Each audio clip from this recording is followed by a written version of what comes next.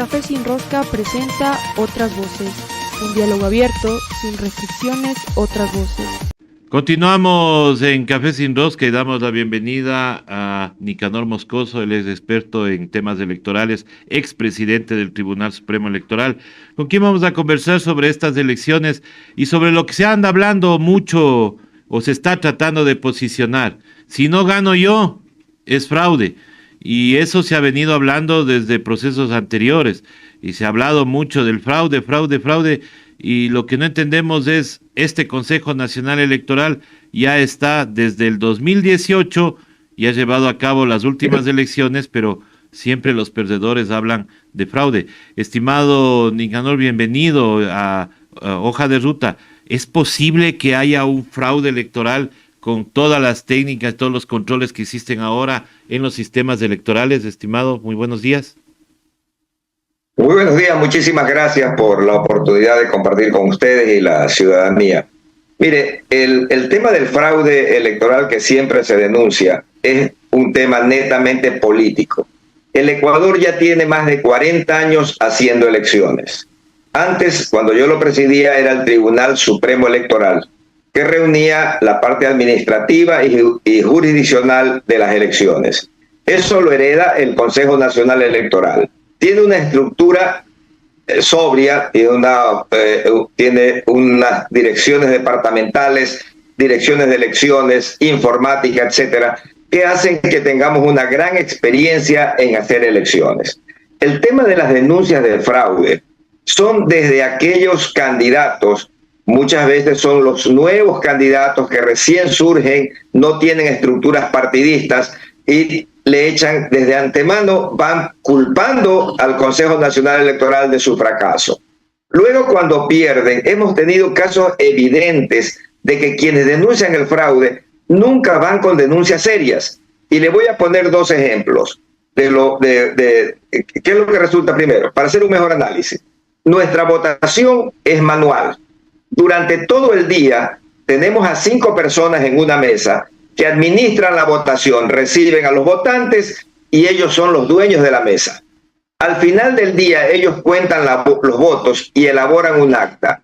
Esa acta hoy por hoy no puede ser como antes, que la podían cambiar. Esa acta no la pueden cambiar porque tiene un código de barras que es necesario para que el sistema lo reciba y cuente esa acta. Si esa acta es falsa, no va a poder ingresar al sistema porque es electrónico. Entonces, eso es de que cambien las actas, es una mentira. ¿Qué es lo que sucede? Que los partidos que no están organizados, que no tienen estructura, no tienen a sus delegados en las juntas receptoras del voto. Imaginémonos nosotros hoy por hoy, de los 8 candidatos presidenciales, solo una candidatura, la de la Revolución Ciudadana, tiene a 2 militantes para la candidatura de presidente y vicepresidente. Prácticamente va a reelegir a todos sus asambleístas y va a sumar algunos más de quienes ya estuvieron en la Asamblea Nacional. Los otros candidatos no pertenecen a esos partidos que hoy están representando. Unos porque fueron invitados y otros porque fueron a prestar, alquilar o lo que sea un partido. Entonces, ¿qué estructura tendrían ellos para revisar, para poder poner delegados en las mesas electorales? Por eso uno de ellos, el señor Villavicencio, está pidiendo que las Fuerzas Armadas le cuiden los votos. Imagínense, es una locura eso en cualquier país que se escuche eso. Es para delegados de su partido a las Fuerzas Armadas.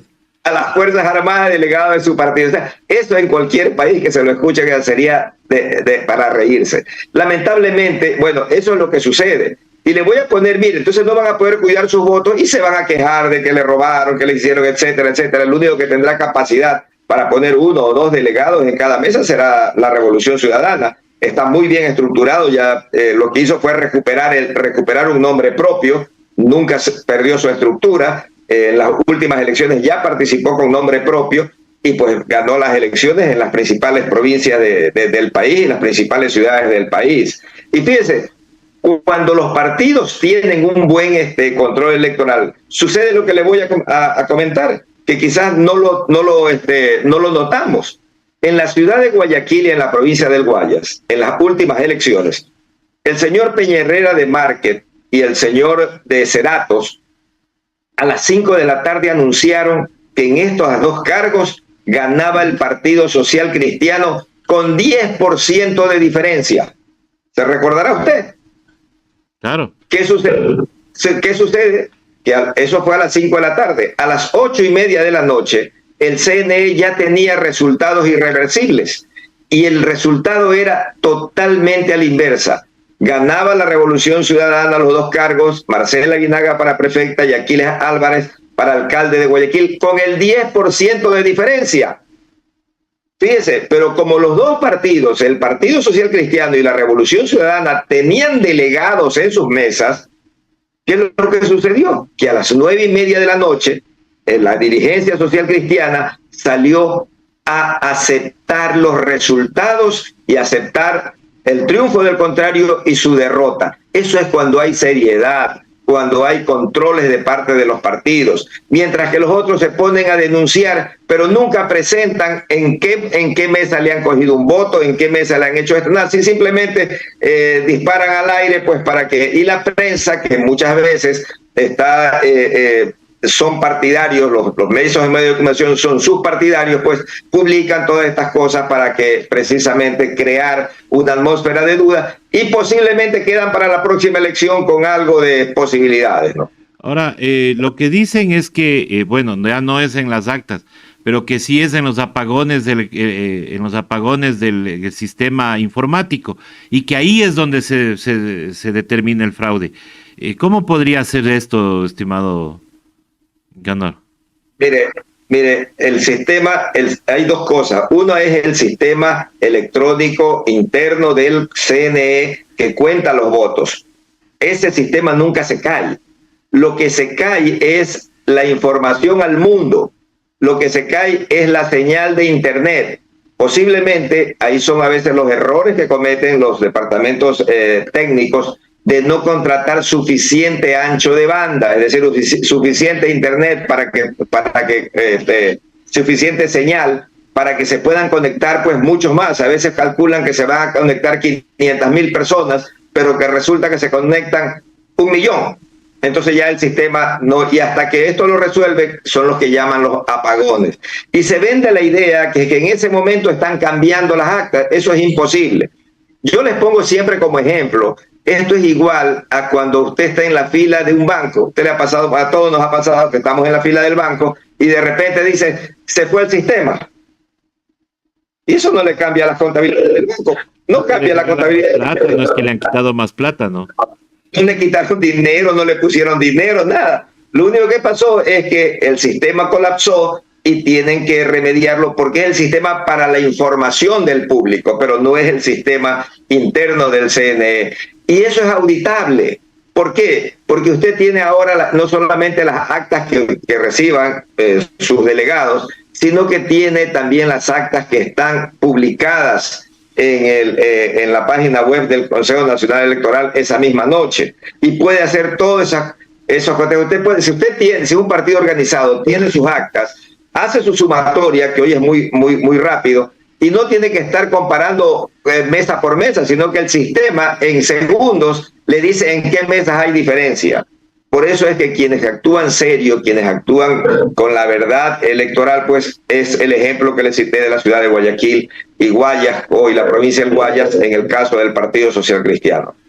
Ahora, se va a aprobar en esta elección el voto telemático con los migrantes. ¿Hay confianza en este sistema, estimado Nicanor, que es la primera vez que se va a ocupar en el Ecuador? Y más que todo con los reclamos que hay de los hermanos migrantes de que primero tienen que inscribirse y cómo van a hacerlo si mucha gente allá, por lo general son gente ya de la tercera edad, ¿cómo podrían ellos acceder al voto telemático? ¿Se ha pensado por qué nos hizo primero acá la prueba y por qué con los migrantes? Mire, yo creo que sí fue un error del CNE no haber por lo menos hecho dual el sistema. Porque sí existen muchísimas personas que manejan fácilmente estos sistemas electrónicos. Es similar a cuando usted en una cuenta corriente va a inscribirla, o sea, lo pueden hacer. Eso no es el mayor inconveniente. Obviamente, como dice, hay personas que no van a tener quien los ayude a hacer esta labor.